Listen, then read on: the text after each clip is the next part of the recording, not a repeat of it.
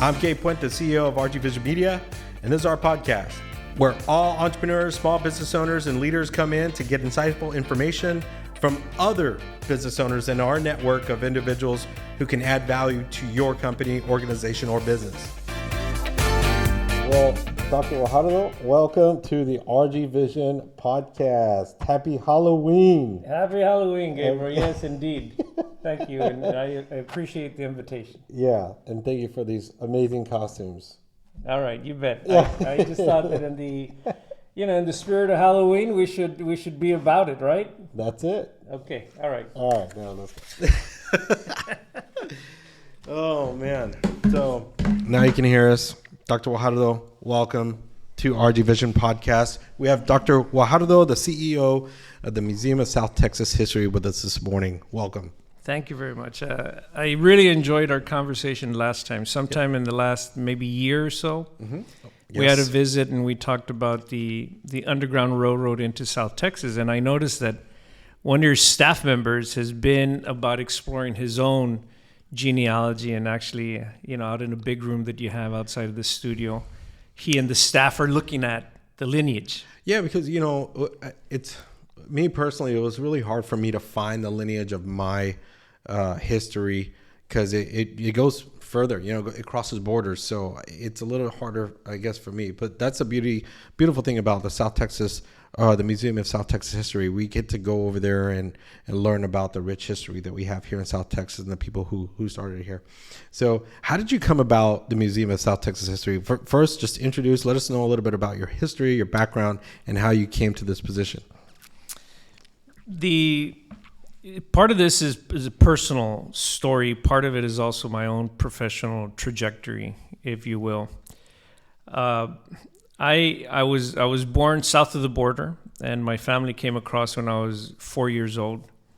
And so the border has always been part of who I am, part of my own personal identity. But it's also become part of my own historical identity as well.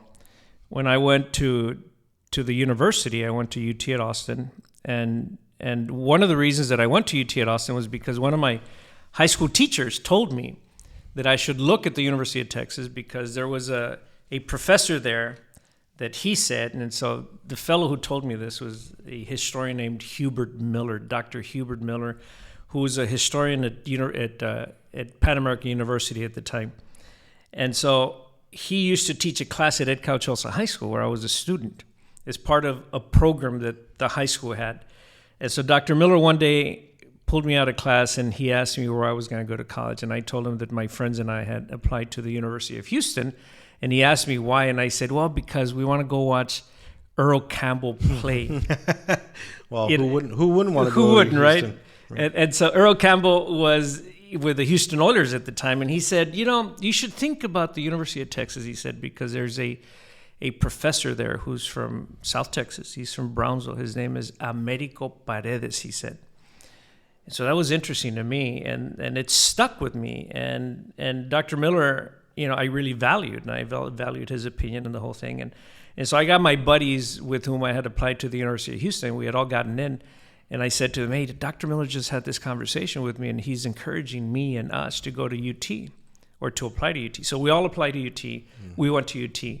And when I got to UT was, in the fall of 1983, the beginning of a real transformation for me, but a transformation that combined what my roots were, as a borderlander, as, a kid from South Texas, with now the kind of exposure that I was getting that was very academic, very research-based kind of thing. And so the big influences for me were Ricardo Romo, who was my history professor. And so he's the one who encouraged me to go to graduate school. And I maintain a very close relationship with Dr. Romo. I saw him just last week, in fact, in San Antonio. Is that the same? He was also president of UTSA for a number of years. Yeah. And so Ricardo Romo is a very well-established historian, and he became my professor. I took a class with him, History of the Southwest. And in that class, I read Americo Paredes with his pistol in his hand, and which is the ballad of Gregorio Cortés, like this border guy, a South Texas guy who would kill someone and then kind of like evade, but he killed somebody in self-defense, and then he would traverse the countryside in South Texas, and the people from the community kind of gave him refuge, and so this was the story of this guy, right, who was resilient, and he was able to figure out ways, and so he becomes a hero, and there was a corrido written about him. And so Americo Paredes describes this guy, describes the community in a way that you don't see in the literature, say before the 1950s or the 1960s, even the 1970s. But in this book, which is now in its 20-some printing with his pistol in his hand, this book, as well as other books that I read in Ricardo Romo's class, really changed my whole way of thinking. And it changed my way of how I saw stories and how I saw regions and narratives and how they shape regions. And so for me, growing up in the Ed Cauchosa community, Ed Cauchosa was always a very low-income community.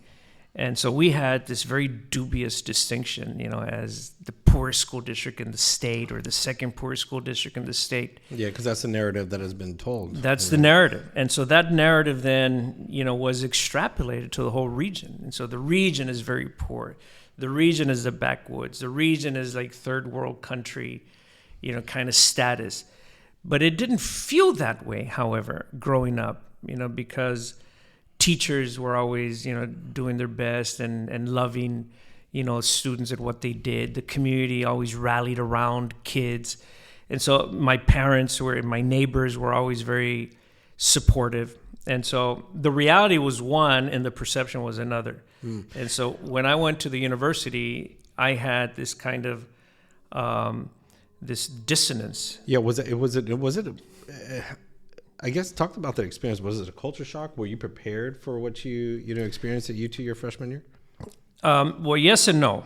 I was very prepared for UT because growing up in the Valley and in the Ed Cauchosa area, I had a very high level of expertise in how to build relationships. That's what I saw every single day. I didn't have a high level of expertise with how to engage or tackle the academic rigor. What got me through UT was the relationship building skill set. And it is what also helped me become stronger with the academic work. And so the academic work, I could figure out those kinds of technicalities and also how to prepare for that every single semester and that sort of thing. But what got me and a lot of my buddies through UT was really understanding how to lean on each other, how to support each other, the relational work that to me has been the life skills, that have been such, I think, a benefit for me. And it is also what I also focused on as a university professor and as a teacher before that, kind of expounding upon the importance of how to listen, how to trust, how to build relationships, that is the most important and sustainable skill set. Just kind of like Bert and Ernie. Yeah. Bert and Ernie had...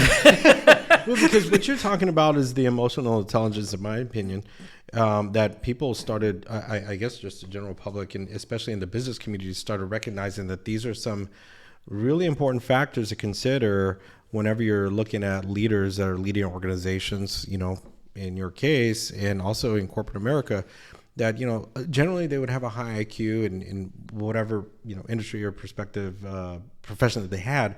But they noticed that there was some leaders that were going from good to great, and a lot of those things that they identified that had correlation with that was the emotional intelligence. So was that something that was instilled in you, or how did you come? You talk about the relationships building and your expertise in that going to UT. Is that something that you just grew up in? I mean, I think it's easy. Sorry to answer your question, but I think in the Rio Grande Valley, one of the biggest assets that we've constantly heard over the time is the people that we have here. And there's also friends that I've had that have never been to the region. They come down here and they absolutely love it because of the relationships, because of the community that you typically wouldn't have in any other major market. So I don't know if that was something that you just automatically had grew up in, or was it something that you learned or were taught, before you went off to Austin? It was clearly modeled by my parents, but I think also the community was about that. Yeah. There's a particular, I would even call it radical, a radical approach to family building, to relationship building, to las amistades. That's I'm not going to say that it's unique to this, but I think that there's a history to this. There's a quote in the museum that we have from the book of Cabeza de Vaca that he published in 1542 after walking through here, where Cabeza de Vaca wrote about how he called them these Indian people. He said, Esta gente india, dijo, these Indian people love their offspring the most of any in the world, and they treat them with greatest mildness. Cabeza de Vaca was talking about the indigenous people here and how they love their kids.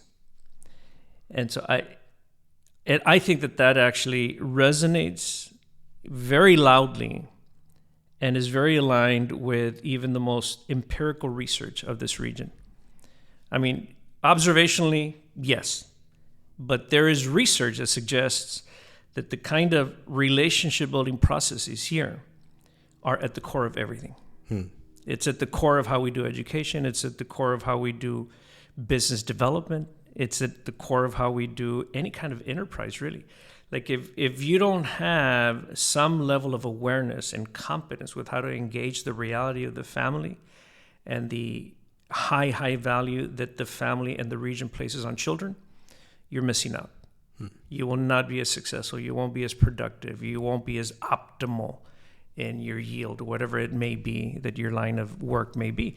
And so Cabeza de Vaca said that. And so I thought, when I read that at the museum, I thought, well, this is profound. Well, yeah, and there's a historical reason for that as well. Like, we don't have a monopoly on loving our children more than, say, people in another part of the world, right? We don't have a monopoly on that. But there's a process here. This area here was for thousands of years very isolated and very insulated. And because of those thousands of years and the people who were here, how they had to be was that they had to, in radical ways, take care of their children, take care of the family. So after a while, it becomes part of the social DNA of the people who are here. Even the people who come as part of a colonization process, they find that, oh my God, next to this Rio Bravo, Rio Grande, there's such isolation. We have to be in certain ways. Well, you know what? There are people who came before us who taught us how to be. And there are lessons there. And so it's how I grew up. It's probably how you grew up. We grew up in these kinds of ways in the Valley with this kind of like historical practice of, the family. And so then I go up to UT, an environment that can be very isolating, even though, when I was there, it was 40-some thousand students. I don't know how many it is today, probably more. And racially very different. I remember writing about this, and I once wrote a piece about how when I walked onto the UT campus in the fall of 1983, I felt like I was trespassing. But because I had a lot of buddies with me from my community, and then I met a lot of other people, from the Valley, from Laredo, from San Antonio, and we kind of shared, similar kinds of life experiences. Then when we networked and leveraged those networks, then UT became so much easier. The academic we can take care of. You have to work hard though. You got to be in the library on Sundays. You got to be doing those kinds of things, right? At least that's how it was for us. And libraries were a thing at the time. I think things have changed. The world has changed, right? And I think that even we see it today in the workplace. We see it today with kids. That there's so many disruptions that have happened to us in the last maybe 20 years, and then accentuated by the pandemic, where the realities that made us who we are have become sort of chipped away at. And so that now it's a lot about the smartphones. Now it's a lot about distance learning or Zooming, and so that disrupts how we are as social beings and relational beings as well. So that now we see like so much need for mental health, being addressed. I mean, it's not that we didn't have mental health issues when we were coming up. Clearly we had mental health issues, but the exacerbation of it though I think, is much more pronounced now because we haven't had the same kind of opportunities to be with each other like we did before. And I think that's one of our challenges right now. So UT for me was manageable because I was with others. Yeah. Now, fast forwarded to coming on as the chief executive officer at the Museum of South Texas History.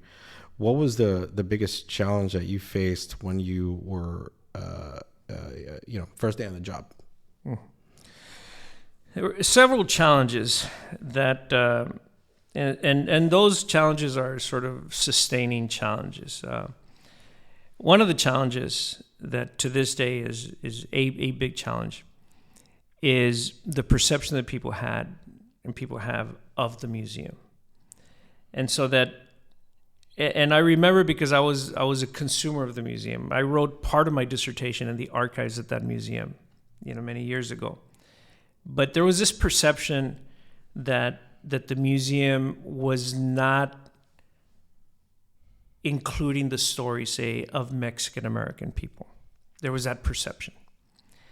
I didn't quite believe that because that's kind of confusing. As a consumer of the museum, I saw that the Mexicano kind of narrative was there in the museum, but a lot of people didn't quite believe that, and in many cases hadn't been to the museum, and so they were just kind of like, I think just mimicking a behavior of others, say. So for me, it was about how to get more people into the museum and to get past that perception, because I felt that it wasn't an accurate perception. So then how do you invite people into the museum? Well, museums across the world suffer from attendance across the world, and in this country, of course, as well. The pandemic didn't help. Mm-hmm. And so it has always been about how do we get more people to the museum? That's a challenge. And so you got to build excitement. You got to build programming. You have to, have new exhibits. You have to punch up your old exhibits. So that's always been a challenge and will continue to be a challenge. Mm-hmm. I think brick and mortar enterprises are now challenged because who goes to the movies now, right? When you can see it at home or you can see it on your phone. Yeah, your smart device. And there's a lot of, with not to kind of spin off into cybersecurity or misinformation that's out there in the world, that's being thrown out there on social media these days. It's hard to go to a credible source like a museum to see what truly is, in fact, history, right? So speaking of programs, we touched a little bit about an interesting program that you've brought on recently. Talk about that one. What is that? It's the gold. Right. So the story happened like this. During the Great Depression, there was a man named Jose Garcia who was a doctor in the small town of San Diego, Texas. In 1933, Franklin Roosevelt signed an executive order to collect all the gold that was privately held by Americans. Executive Order 6102. Some people called it the Hoarding Act because people were hoarding gold. So, and gold during the Great Depression, people hoarding gold at least was upsetting the currency markets, and so it's not a good thing. And so let's collect the gold. So FDR signs this executive order, and a bunch of Americans at that moment sent their gold abroad. Many Americans held on to their gold. Jose Garcia went to the bank in Alice, took all of his gold out of the bank, and brought it to his house and buried it under his house in 1933. And he didn't tell anybody. That gold, which was close to 600 gold coins, about 570 gold coins, all U.S. gold coins. The oldest gold coin is an 1836 $2.50 gold coin. Wow. A lot of them antebellum coins, 1840s, 1850s, during the Civil War. And then the biggest chunk is 1880s, $20 gold coins, that sort of thing. Mm-hmm. So he buries this gold under his house. He had actually built a trap door in his kitchen that you could go through and go to the bottom of the house between the floor and the ground. It was about a 2-foot crawl space there. And so he buried the gold under his house, and he didn't tell anybody. Some years later, when his daughter, Gloria, was about to get married to a guy named Hector Lopez, they had met at UT. Gloria went to UT in 1943. She studied French, had a degree in French by 1947. She met Hector there. Gloria was from San Diego. Hector was from Oilton, a tiny little town in Webb County, close to Laredo. They met there. Hector goes off to the war, and goes to Japan, comes back from the war, goes to Baylor Law, and finishes Baylor Law by 1849. Can't take the bar because he's only 20 years old. Eventually does take the bar, becomes a lawyer in the state of Texas. So Hector and Gloria are about to get married in 1950 when Dr. Garcia, el papá de Gloria, says, Gloria, I buried gold under the house. That gold is for you so that you can take care of your brother Lico. Dr. Garcia, from his first marriage, had a child, and his wife, Maria Canales, of the very respected Canales family from Fremont, Texas. The family of Terry Canales, by the way. Oh, wow. So Dr. Garcia marries Maria Canales. She gives birth to this child, Eligio. They called him Lico. Months after she dies from complications from the childbirth. And she was like 20, 21 years old. So Lico lives, but Lico was born with certain cognitive challenges. Mm-hmm. El Dr. Garcia is left as a widower with this child who's not fully functional, right? So he's got to figure things out. So later, 14 years later, he marries somebody else who was a widow herself. Widower. So they marry, they have Gloria. Right. So Gloria's about to get married in 1950. Dr. Garcia says, Gloria, I buried gold. It's for you to take care of your brother Lico, her half-brother Lico. Mm-hmm. Gloria was very dutiful. Gloria said, sí, papa. Gloria then sends her husband, Hector, through the trapdoor to look for the gold. He can't find it. He looks for the gold like 20 different times in the 1950s, into the early 1960s, goes in with different digging kind of implements, can't find it. He takes a metal detector under the house, can't find it. They can't find the gold. Hector tries like 20 different times, and he can't find the gold. After a while, they just kind of forget about it. Papa was kind of losing it, maybe, mm-hmm. Maybe he wasn't all there. Well, Dr. Garcia dies in 1964. He wills the house over to Gloria. So Gloria and Hector now have the house in San Diego.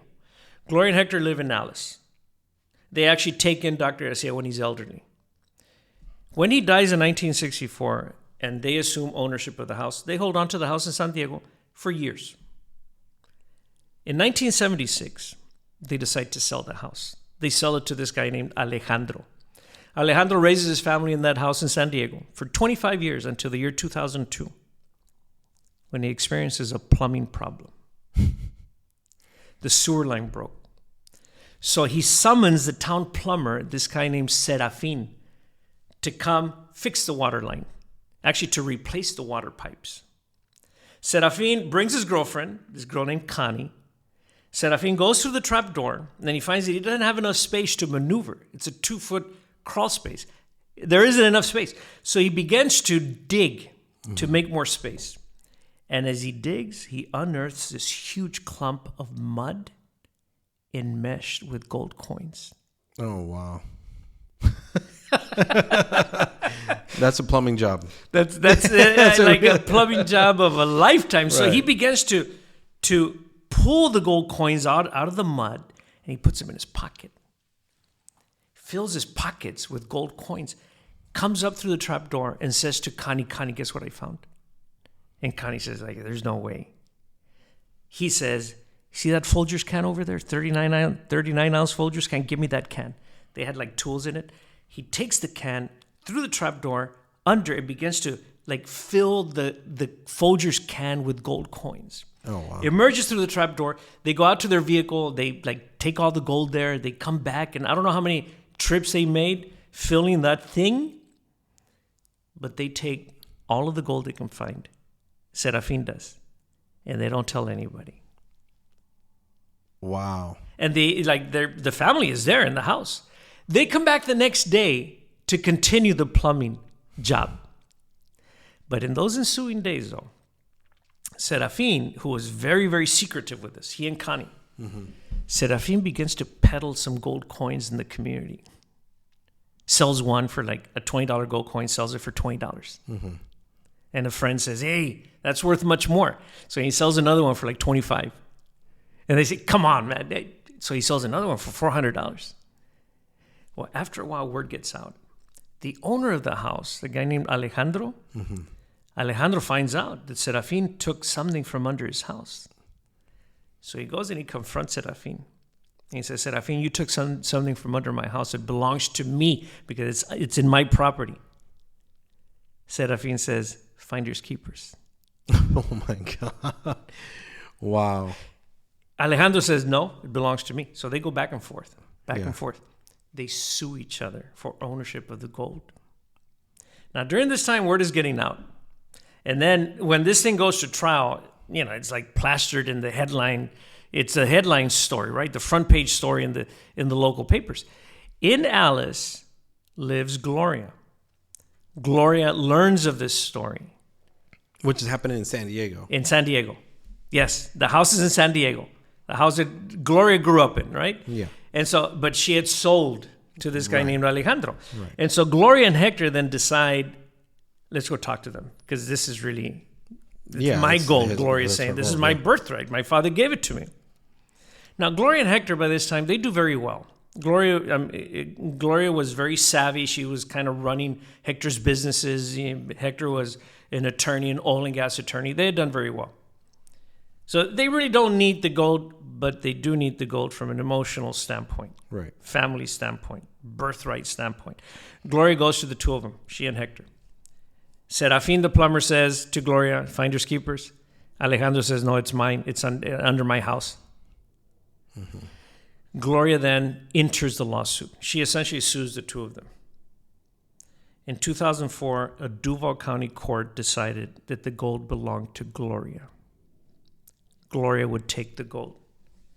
What happened, however, was that the 570 gold coins that were taken out of the ground by Serafin, Gloria was only able to recover 400. This is in the year 2004. In 2021, Gloria died. Hector had died a few years before, 2014. When Gloria died, she left her estate. She named a nephew of hers, who was very close to her, Sergio Rodriguez, as the executor of her estate. And she was able to spend a lot of time with Sergio describing what the will would be and what the estate was and what Sergio would then take charge of. And Sergio was up to it. So first of all, the ranches, because Dr. Garcia actually owned a lot of ranch land. The ranches, Sergio, you manage. Secondly, the gold. So the gold and the family archive, which is a beautiful archive, family stories and Dr. Garcia's life when he went to medical school, how Dr. Garcia communicated with people, how during the Great Depression, Dr. Garcia was actually wealthy and people came to him for loans for this and for that. So Dr. Garcia became his own, almost a de facto bank, mostly for Mexican-American merchants across South Texas. Very under the radar. Nobody's ever heard of Jose Garcia in history. But this guy was highly consequential. So he was a town doctor, yes. He was a horse and buggy doctor, yes. But Dr. Garcia was also a man of great interests and great investments. Like he was one of the investors in 1909 of what they called the talk line, the telephone. He was one of 5 investors that brought the telephone from Laredo to San Diego. And then from San Diego, it would go to Corpus Christi. He was one of the investors also in the creation, the building of the International Bridge in Rio Grande. Dr. Garcia had his hands in a lot of different things. He was a rancher, yes. He would lease to oil and gas companies to come in to drill. He never drilled himself, but he would lease to those companies. So he was, quite wide-ranging in his interests and in his investments. So, number one, you get the ranches. Number two, you get the archive and the gold. And Sergio, executor, you will find a museum somewhere in the state of Texas to donate this gold to. So Sergio then did his due diligence. So he went to museums across the state, and then he came to the museum in Edinburgh, and he then decided that he would donate the gold in the archive to the Museum of South Texas History. That's an amazing story. So what did you ask, why did you choose the Museum of South Texas History? Yes. So when Sergio came, and I have to say that some of this, at least the introduction with Sergio, was brokered by Judge Leticia Hinojosa. Okay. So Judge Hinojosa knew of the gold, and she didn't want the gold to go to San Antonio or Austin or Houston or Dallas. She wanted the gold to stay in South Texas. So she managed then arrange for a meeting between Sergio and me. And so I met with Sergio at the judge's house here in McAllen, and then Sergio went to visit the museum the very next day. And so Sergio was sufficiently impressed with the museum, how it's a beautiful museum, how we tell stories at the museum. He was impressed with the staff. And Sergio was looking also for an archive, a working archive. Somewhere where people come to do research, somewhere where we can organize the papers well. Not only the documents and papers, but also artifacts. Because, he was looking to donate Dr. Garcia's medical instruments, for example. Those kinds of things. And so Sergio was looking for a museum that had that. Not only could have good displays, good exhibits, good galleries, but also a working archive. So he came and he visited. And then when he drove away, he said, I'll call you. And when he was at Falfurrias, he calls and he asked me to take out my list of trustees. And then he said, can you read through your list of trustees? And I read through it. And he said to me, it looks like you have a diverse board. So if you have it, I would like to donate the gold in the archive to your museum because you have evidence there that you believe in diversity and equity and that my aunt and uncle would have wanted. Wow. So the implication there, and then Sergio would later, share stories with me of how, most museums in the state are not diverse in their board composition. Ours is, fortunately. And so he said, I'm going to trust you guys on this. And he didn't say I'm going to trust, but that was the implication. Yeah. And so, but he told me that that was the final point. He liked the staff, he liked how the museum looked, he liked the archive. But the fact that we have a belief in diversity and equity, and it is what his aunt and uncle believed in. And so then you're getting the gold if you want it. And so, of course, we said yes. Here's the other thing they left. Not to us, but independently. Gloria's estate left the ranches to Sergio, the archive and the gold to Sergio to do something with it. We got that. The third thing is that Gloria left $275 million to create a foundation to send Mexican-American youth from South Texas, first-generation college-going students, to college. And that foundation was just launched in the last year and a half. They've already given out, Sergio and the foundation has already given out $13 million. Wow. To fully fund 15 kids at different South Texas universities for 5 years. Fully fund. So That's think about this comparatively. So you think about the National Hispanic Scholarship Fund. That has a financial corpus of about $150 million to deal nationally. Then look at the Hector and Gloria Lopez Foundation, $275 million only for South Texas. So when you say only for South Texas, the South Texas students to go get educated. Well, no, so there are participating universities. Okay. So you have to apply to be a recipient. Like, for example, A&M Kingsville, UTSA, TAMIU, Laredo. These are some of the institutions that have said yes, and have applied. Texas A&M University, San Antonio, St. Ed's, even UTEP is a participating institution. Gotcha. So these institutions applied, and then the foundation says yes or no. And the foundation has said yes to those. And so they, Sergio has gone and left something like a $2.1 million check to UTSA, right? 1.9 to Kingsville, another 1.7 or whatever it is to TAMIU, another this. So this is what they've done in the last year to year and a half. So we have an exhibit at the museum that tells the story of the gold, that tells the story of Dr. Garcia, that tells the story of Hector and Gloria, and that tells the story of the foundation. That's amazing. This is all, and I got to give you, I know you may not want the credit, but I have to give you the credit as the leader of the Museum of South Texas History, because,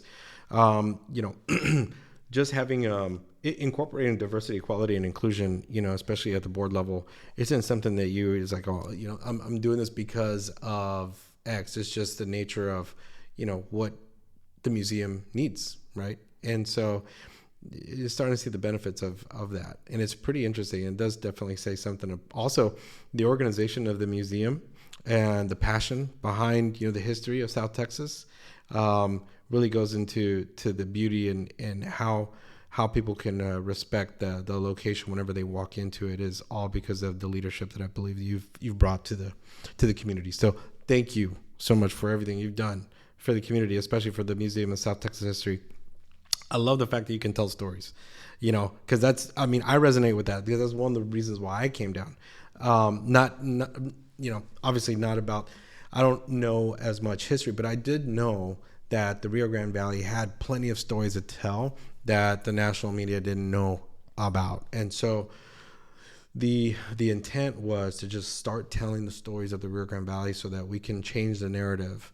And so you added the historic component to that, and really laying down the foundation as far as where we are as a region, as a community, and as a people, and the impact that we have not only in our region but across the state, across the nation, is pretty amazing. And now people are starting to recognize that. So I'm excited. I'm proud to have you on the show, and thank you again for stopping by and presenting us with Bert and Ernie costumes. Hey, this is the get up for Halloween for me tonight. Yeah. So always a pleasure speaking with you. Thank you. So by, as kind of a parting shot, I'd like to offer some making sense commentary to this story of Dr. Garcia. Because what we have here is an authentic South Texas story that's got this shine. I mean, the bright and shiny kind of quality of the story is the gold. But the historical kind of like moment here is of this massive investment in education. Yeah. And so Dr. Garcia was fully aware of the power of education. Gloria was fully aware of the power of education. And so the way we're framing this story is that, we want to continue to uplift the value of education and what it can do to children and to families and to communities. And this story also, importantly, is that this is an archive. And by the way, the archive is almost exclusively in Spanish. Dr. Garcia, even though he was a town doctor for 50-some years in San Diego, rarely spoke English. And so his letter writing, the letters he was receiving, they're mostly in Spanish. And so, it was a real labor of love, but it was a labor of challenge as well to go through this entire archive and then to be able to sort of summon the story. And then to do it, of course, in our case, to do it both in English and in Spanish. Right, to translate because it's all translated for the public. So it's a great South Texas story. It really pushes us to be and think much more philanthropically, because Dr. Garcia was philanthropic. Gloria was philanthropic. We can be philanthropic. There's evidence in history. Yeah. So how can people, is this the program or the exhibit available for anybody to go and talk a little bit about how people can find the Museum of South Texas History and everything it has to offer? Well, the exhibit is open, and we're going to leave it open we're going to keep it up for at least a year. It kind of depends on what community response is, and we've had very good community response, heretofore. And so we're open Tuesday through Saturday, 10 to 5, and Sundays, 1 to 5.